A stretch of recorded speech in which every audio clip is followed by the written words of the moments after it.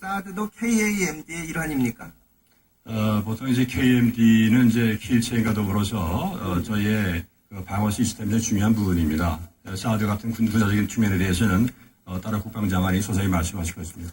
좋습니다. 그런데 말씀하신 것처럼 사드가 MD에 포함되지 않는다면 중국이 왜 이렇게 반발하고 나선다고 생각합니까? 우리가 이지스함이나 팩3를 도입했을 때는 이렇게 반발하지 않았죠. 중국의 경우는 그동안에 나온 모든 반응을 보게 되면은 이것을 전략적인 시각에서 보고 있습니다. 저희의 이 사드 시스템은 한반도, 특히 남한에 한국에 적용되는 작전적인 차원의 그런 문제인데 이것을 동북아 전체에 미치는 그런 전략적인 시각에서 보기 때문에 그래서 이제 기술적인 브리핑도 받지 않겠다고 이제 얘기를 하는 것입니다. 당연히 중국은 전략적인 시각에서 보겠죠. 94년 페이트리어트 미사일 배치 협의가 있었을 때는 중국 외교부 대변인이 주례 브리핑에서 우리는 한반도의 안정과 평화를 해치는 행위에 찬성하지 않는다고 한마디 하고 말았습니다. 그런데 지금은 분명히 태도가 다르지요. 그게 전략적 시각이건 어떻든 간에. 그렇기 때문에 저희가 아주 분명한 사실에 입각해서 군사기술적으로도 분명히 설명해 줄 것이고 또 대통령께서도 이제 지난 11일 날 분명히 말씀하신 것처럼 우리 의도면에서도 이렇다는 것을 분명히 밝혀줄 겁니다. 계속 그렇게 해왔고 앞으로 그럴 것입니다. 제가 서두에 말씀드린 것처럼 중국에서 이 사드 배치의 성격에 대해서 이 주장하는 것이 맞냐 틀리냐의 문제가 아닙니다. 중국이 실제로 전략적 시각에서 거짓말을 할 수도 있습니다. 어쨌거나 페이트리어트 미사일이 도입될 당시에는 별 얘기가 없었는데 지금 사드 배치에 대해서는 대단히 강력하게 반발을 하고 있는데 이에 대해서 어떤 대응책이 있나 하는 겁니다. 중국의 환구15는 사설을 통해서 한국의 사드 배치는 중국의 안전 이익을 위협에 빠뜨릴 것이며 또 사드가 일단 건립되면 인민해방군은 이를 전략적 고려와 전술 계획에 포함시켜야 한다고 주장하고 있습니다. 중국이 향후 조치를 결정하는데 지금 장관님이 말씀하시는 대한민국 외교부 장관의 판단에 따라 움직이겠습니까? 아니면 중국 정부의 전략적인 판단에 따라 움직이겠습니까? 예, 물론 이제 중국 내에 다양한 주장들이 있습니다. 특히 이제 강한 주장도 이제 최근에 일부 있습니다. 그러나 이제 중요한 것은 표면적으로 나오는 것이 그것이 그대로 현실로 되는 것이 아니다. 앞으로 이것은 이 사드 문제를 둘러싼 이제 여러 관계국들 간의 이러한 논의라든가 이런 과정은 좀 더 앞으로 지켜볼 필요가 있다. 그리고 또 여러 가지 형태로 또 이 문제에 대해서 보다 우리의 입장을 잘 설명할 수 있는 기회도 앞으로 있다. 그렇기 때문에 좀 더 지켜봐 주십사 이렇게 말씀을 드립니다.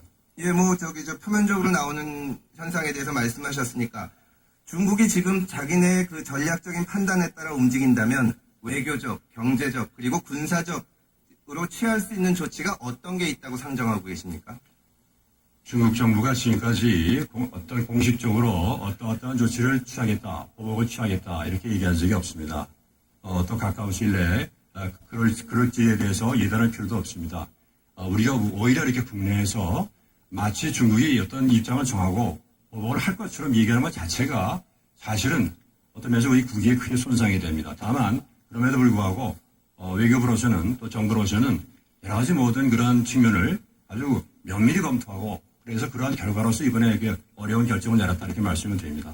제가 단순히 논리적인 가정으로서 중국이 취할 수 있는 그 조치를 열거해달라고 한 것이 아니고 실제로 중국의 인민일보의 기관지가 인민해방군이 사드 배치를 전략적 고려와 전술 계획에 포함시켜야 한다라고 하고 있으니까 이 정도 상황이 되면 우리나라 외교부에서 적어도 이러저러한 조치가 예상이 되고 그에 대해서 어떻게 대응하겠다 이렇게 밝혀줘야 되지 않냐는 겁니다. 어떻게 생각하십니까? 예, 실제 지금 현실화되고 있지 않은 그러한 정책이나 이런 조치에 대해서 공개적으로 밝히는 것은 이것이 이제 적절하지 않다고 생각하고요. 다만 저희 외교부로서는 하여튼 여러 가지 있을 수 있는 가능성에 대해서는 그동안 누차 말씀드린 것처럼 충분히 분석을 해왔고 또 그러한 논의 과정에서도 제 입장을 개진해 왔다 이렇게 말씀드립니다. 제가 같은 질문을 여러 번 드리는데요. 이게 있지 않은 일을 제가 가정하는 것이 아니라 환구15에 인민해방군의 전략적 고려와 전술계획이라는 말이 나왔기 때문입니다. 그럼 외교부에서는 실제로 중국이 취할 수 있는 경제적 조치 혹은 군사적 조치에 대해서 상정해 놓지 않고 있습니까? 아직까지? 좀 전에 말씀드린 것처럼 외교부로서는 여러 가지 측면에서 아주 세심하게 또 포괄적으로 또 여러 가지 시나리오에 대해서 충분히 분석을 하고 판단을 하고 있습니다. 그러나 제가 말씀드린 것처럼 너무 미리 앞서서 예단하는 것은 우리 국익을 위해서 바람직하지 않고 특히 강조드리고 싶은 것은 중국 내 많은 사람들은 이런 사드 문제에 대해서 민감한 부분도 있습니다만은 한중 관계의 대국이라는 것, 과거 어느 정보보다도 한중 관계가 아주 좋은 관계에 있다는 것을 또 염두에 두고 있는 분도 많이 있다. 이것을 강조드립니다. 좋습니다. 중국에 대해서 그렇게 말씀하시면 일본에 대해서 한번 질문을 드리겠습니다. 우리 정부의 사드 배치 결정 후에 일본의 요미우리 신문은 사설을 통해서 사드 배치는 한국의 친중 경향을 수정하는 결정이다라고 얘기를 했습니다. 또 하기우다 고이치 장관은 한국의 사드 배치가 지역의 평화와 안정에 기여할 것으로 지지한다 이렇게 얘기했습니다. 일본의 이러한 평가에 대해서 동의하십니까? 예, 일본의 입장에서는 당연히 미일 동맹이 강화되고 또 한미 간의 안보 협력이 이제 증진되는 것을 항상 선호하는 입장이기 때문에 그러한 측면에서 이제 아마 얘기를 했을 가능성이 있습니다. 그러나 이제 분명한 것은 저희가 이번에 이런 발표를 했던 것은 총리께서 누차 말씀드린 것처럼 이것은 국가 안보와 국민의 안위에 관한 문제입니다. 그렇기 때문에 다른 나라가 어떻게 평가하고 이런 건 중요한 것이 아니라 우리가 이거 하지 않게 되면 어느 날 갑자기 우리가 준비되지 않은 상태에서 엄청난 피해를 받을 수가 있다. 그렇기 때문에 그런 측면에서 무엇보다도 안보적인 측면을 많이 감안하면서 또 여타 관련된 사항을 충분히 감안하면서 내린 결정이다 이렇게 말씀드립니다. 우리가 지금 국회에서 긴급 현안 질의까지 갖고 있는 사드 배치 문제에 대해서 다른 나라, 그것도 우리나라 바로 옆에 있는 중국과 일본 정부의 평가가 중요하지 않다고 하는 말씀을 외교부 장관님께서 말씀하시는 걸 들으니까 도대체 어떻게 생각해야 될지 모르겠습니다. 알겠습니다. 들어가셔도 좋습니다. 국방부 장관님 나와주십시오.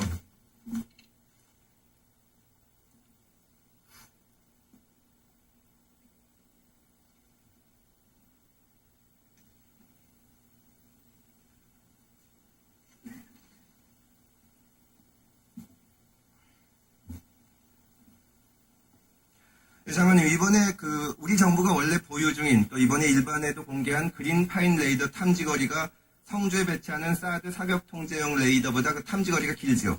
훨씬 깁니다. 예. 그런데 왜 중국이나 러시아는 그린 파인 레이더에는 별 말이 없다가 사드 배치에 이렇게 강력하게 반발합니까? 여러 의원님들께서 짐작하고 질의하시는 것처럼 중국은 이것을 중국에 대한 미국의 어떤 지역적 차원의 전략, 대응 전략 또는 사드가